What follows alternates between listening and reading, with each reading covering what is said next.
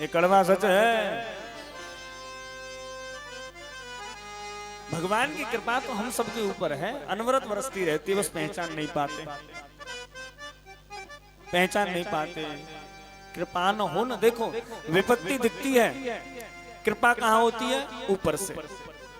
विपत्ति को हम देखते हैं आंखों से, लेकिन जब विपत्ति दिखती रहती है तब तक परेशान रहते हैं, और जैसे ही ऊपर की तरफ दृष्टि जाती है, बड़ी सुंदर घटना है।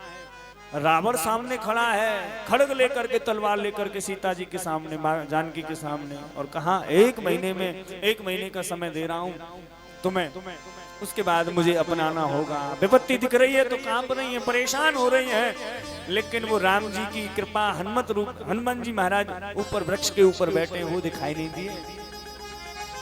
और जैसे ही दृष्टि गई हनुमान जी के ऊपर, आहा, वो विपत्ति संपत्ति में बदल गई।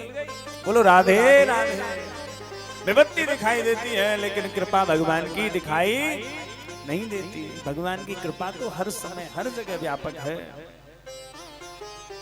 हर जगह व्यापक है, बस अनुभव करना है, उसका अनुभव करना है। सुखदेव वर्णन कर रहे हैं परीक्षित। इसके बाद में भगवान ने अपने ब्रजवासियों को बैकुंठ का दर्शन कराया। किसका दर्शन कराया? बैकुंठ का दर्शन। ब्रजवासी बोले भैया तू कौन है? बोले मैं भगवान हूं। भैया तू भगवान है तो बैकुंठ के दर्शन ही करा दे। बोले इतनी सी बात? बोले हाँ। लेके गए कहां पर? यमुना जी के पास। यमुना जी में डुबकी लगाई, और डुबकी लगा करके, डुबकी लगाई, भगवान ने माया को आदेश दिया, सभी ग्वाल बालों को बैकुंठ पहुंचा दिया। और जैसे बैकुंठ पहुंचे, देखा द्वारपालों ने अंदर नहीं जाने दिया, परेशान हो गए। भगवान को देखा चतुर्भुज रूप में, नाग के ऊपर भगवान शयन कर रहे हैं, लक्ष्मी मैया। अब ग्वाल बाल तरह तरह की बात कर रहे हैं, देखो देखो चरण दबा रही है कोई स्त्री, 4-4 हाथ नाग पर। एक बोलो तुम स्त्री है, देखो मैं तो नाग है देखूंगा। एक बोलो मुंह तो ऐसा लगे यानी भ्याकल लियो दिखे आए के बाबा अम्मा है, बाबा मैया बताई ना। शिकायत करेंगे या कि अच्छा ग्वाल बाल कन्हैया को दबाते कैसे? बोले शिकायत करेंगे, तेने माटी खाई, तेने वो मारो, तेने वो पीटो। तो भगवान फिर कहते हैं कोई बात नहीं, जैसा तुम कहोगे वैसे मैं करूंगा। भगवान को डर लगता है मां से, और डरना भी चाहिए। ग्वाल वालों ने जैसे कहा, एक देख जाके तो हजारों फन महाराज, ऐसे ऐसे फन। और देख तो सही कितने मुलायम मुलायम सांप के ऊपर सो रो है। मैं तो जाके गिन करके आऊं इसको कितने फन है। जैसे प्रवेश करना चाहते हैं, द्वारपालों ने रोक दिया, तुम अंदर नहीं जा सकते हो। बोले अंदर जाने के लिए क्या करना पड़ेगा? बोले शरीर छोड़ना पड़ेगा। बोले शरीर? भैया शरीर का तेरे बाप को, शरीर तो हमारा, हम तो छोड़े या शरीर है? बोले ना, नियम है यहाँ का, आगे जाओगे तो शरीर छोड़ना पड़ेगा। बोले हमारे बस की ना है, हम तो एक रोली को दानों तक ना छोड़े धरती पर। रोली नहीं होती तिलक वाली रोली, एक फूल न छोड़े धरती पे। ब्रजवासी है भैया, हम शरीर को छोड़ कैसे छोड़ देंगे? विचलित तो होने लगे, घबराने लगे। उसी समय आंख खोली, डुबकी मारी थी यमुना जी में। जैसे बाहर निकल करके आए तो सामने ठाकुर जी। कन्हैया? बोले कन्हैया तेने कहाँ भेज दिए भैया? बोले बैकुंठ। भैया ऐसे बैकुंठ में हमें नहीं जानो। बोले कहा भयो? बोले शरीर छोड़ना पड़े तो कुछ छू नहीं सके, तो कुछ प्रेम नहीं कर सके, तो कुछ दुलार नहीं कर सके, तो फायदा क्या ऐसे बैकुंठ से? हमारा तो वृंदावन ही ठीक है। कहा करूं बैकुंठ ही जाए,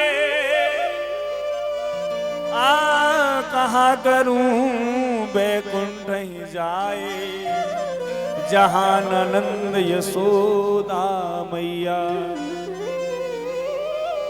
कहा करूं बैकुंठ ही जाए, क्या करना? न नंद मैया है, न यशोदा मैया है, न गोपी है, न ग्वाल है, न गाय है, न हमारा ब्रज है। ऐसे ब्रजमंडल, ऐसे वैकुंठ में हमें नहीं जाना, हमें तो वृंदावन में ही रहना है। कीरत सुता के पग पग पर प्रयागराज, केशव की केल कोटे, केशव की केल कुंज कोटि कोटि काशी है। जमुना में जगन्नाथ, रेणुका में रामेश्वर, करतल पर पड़े रहत अयोध्या के वासी हैं। गोपिन के द्वार द्वार हरिद्वार बसत जहां, बद्री केदार नाथ फिरत दास दासी हैं। स्वर्ग और अपवर्ग सुख लेके करेंगे का। भैया हम तो जानते नहीं हो, हम वृंदावन वासी हैं, हम तो यहीं के वासी हैं, हमें यहीं रहनो, हमें नहीं जानो तेरे बैकुंठ में। तू अपनो बैकुंठ को बनो रहे। और भगवान ने बैकुंठ का दर्शन कराया। संत यहाँ पर एक और बात कहते हैं, जो कुंठा से रहित है, जिसके मन में कपट नहीं है, जहां कुंठा नहीं है, द्वेष नहीं है, राग नहीं है, वही वैकुंठ है, वही वैकुंठ है। कथा हो रही थी, पंडित जी ने पूछा कि वैकुंठ कौन कौन जाना चाहता। सबने हाथ खड़े कर दिए, सबने हाथ खड़े कर दिए। पूरी सभा में एक बहू ने हाथ नहीं खड़ा करो, बस नई नवेली कोई बहू आई होगी। तो पंडित जी ने पूछा, बहन तुमने हाथ क्यों नहीं खड़ा किया?